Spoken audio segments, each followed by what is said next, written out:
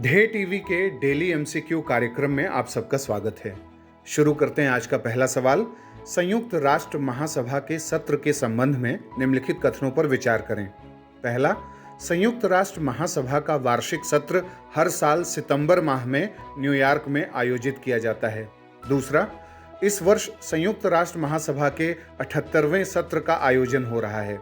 तीसरा, यूएन महासभा में भारत की स्थायी प्रतिनिधि रुचिरा काम्बोज हैं। उपरोक्त में से कौन से कथन सत्य हैं? ए, 1 और 2, बी, 2 और 3, सी, 1 और 3 या फिर डी, 1, 2 और 3।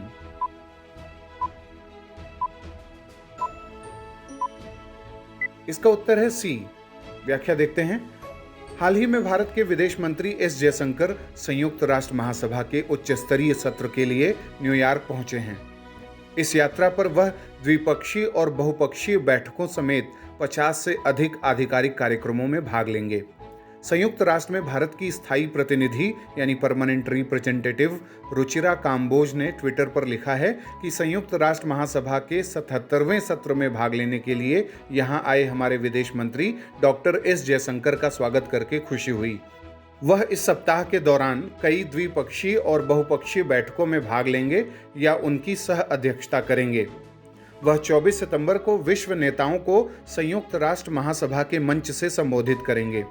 वह अल्बानिया, माल्टा, मिस्र और इंडोनेशिया के अपने समकक्षों संयुक्त राष्ट्र महासभा के 77वें सत्र के अध्यक्ष साबा कुरोसी और कई अन्य नेताओं के साथ द्विपक्षीय बैठकों के साथ अपनी यात्रा की शुरुआत करेंगे। वह फ्रांस, भारत, संयुक्त अरब अमीरात त्रिपक्षीय बैठक में भी हिस्सा लेंगे। अब बात करते हैं दूसरे सवाल की। नवंबर 2022 में UNFCCC यानी United Nations framework convention on climate change के COP27 की मेजबानी कौन सा देश कर रहा है?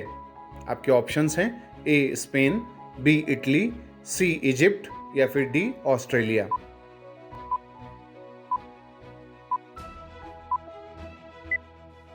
इसका उत्तर है सी।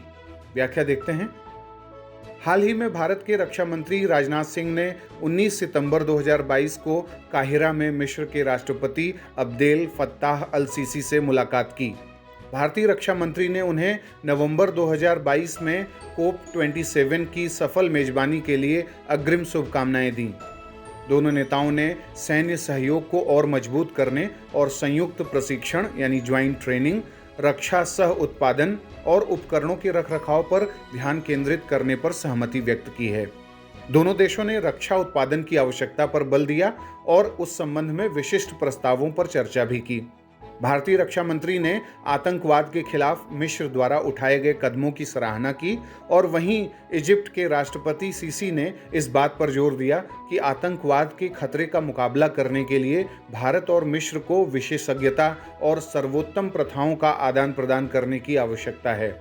अब बात करते हैं तीसरे सवाल की।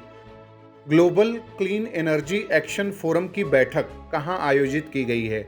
आपके ऑप्शंस हैं A Bharat, B France, C America या फिर डी संयुक्त अरब अमीरात।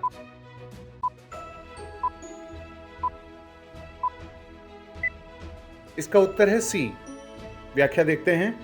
केंद्रीय विज्ञान प्रौद्योगिकी, पृथ्वी विज्ञान, कार्मिक, लोक शिकायत, पेंशन, अंतरिक्ष और परमाणु ऊर्जा राज्य मंत्री डॉक्टर जितेंद्र सिंह ने हाल ही में कहा है कि global clean energy action forum की बैठक भारत को विश्व के सामने प्रधानमंत्री नरेंद्र मोदी का दृष्टिकोण प्रस्तुत करने का अवसर प्रदान करेगी।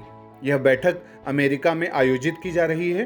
डॉक्टर जितेंद्र सिंह इसमें भाग लेने के लिए एक उच्च स्तरीय संयुक्त मंत्री स्तर के आधिकारिक प्रतिनिधिमंडल के प्रमुख के रूप में अमेरिका की 5 दिवसीय यात्रा पर रवाना हो रहे हैं।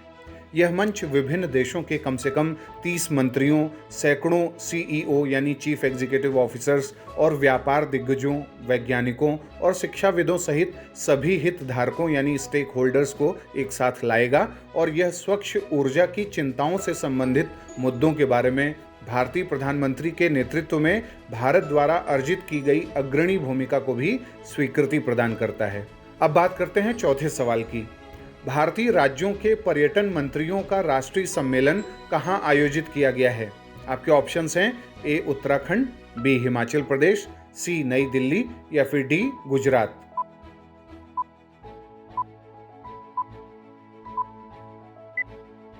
इसका उत्तर है बी। व्याख्या देखते हैं। हिमाचल प्रदेश के मुख्यमंत्री और केंद्रीय पर्यटन, संस्कृति और उत्तर पूर्वी क्षेत्र विकास मंत्री ने हिमाचल प्रदेश के धर्मशाला में आयोजित राज्य पर्यटन मंत्रियों के राष्ट्रीय सम्मेलन की शुरुआत की।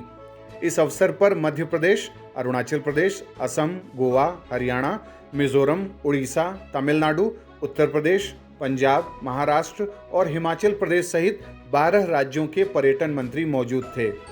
हिमाचल प्रदेश के धर्मशाला में राज्य पर्यटन मंत्रियों का 3 दिवसीय राष्ट्रीय सम्मेलन जी किशन रेड्डी की अध्यक्षता में एक संवाददाता सम्मेलन के साथ शुरू हुआ था। अब बात करते हैं आज के 5वें और अंतिम सवाल की।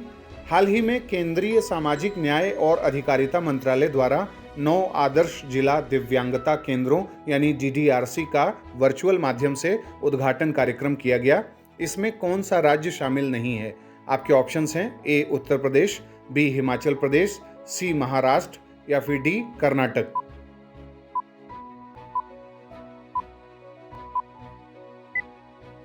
इसका उत्तर है डी। व्याख्या देखते हैं।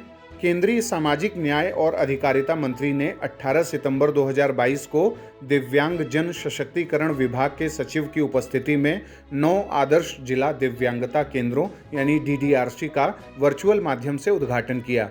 ये केंद्र उत्तर प्रदेश में बदायूं, रामपुर, बरेली और पीलीभीत के 4 DDRC, असम के गोलाघाट में 1 DDRC, हिमाचल प्रदेश के कुल्लू में 1 DDRC और बालाघाट यानी मध्य प्रदेश में 1 DDRC, अमरावती जो कि महाराष्ट्र में स्थित है वहाँ पर एक ऐसा दिव्यांगता केंद्र और अहमदाबाद में भी ऐसा एक दिव्यांगता केंद्र यानी DDRC खोला गया है। दिव्यांगजनों के लिए प्रभावी और गुणात्मक पुनर्वास सेवाएं यानी रिहैबिलिटेशन सर्विसेज उपलब्ध कराने के उद्देश्य से DDRC को और बेहतर बनाना तथा इन DDRC को उनके मौजूदा स्थानों पर आदर्श जिला दिव्यांगता केंद्रों के रूप में परिवर्तित करना इसका उद्देश्य है। तो ये था आज का हमारा डेली MCQ कार्यक्रम। आपके 5 में से कितने सवाल सही हुए, कितने गलत, आप कमेंट बॉक्स में बताएं। अगले MCQ के साथ जल्द ही हाजिर होंगे। इजाज़त दीजिए। नमस्कार।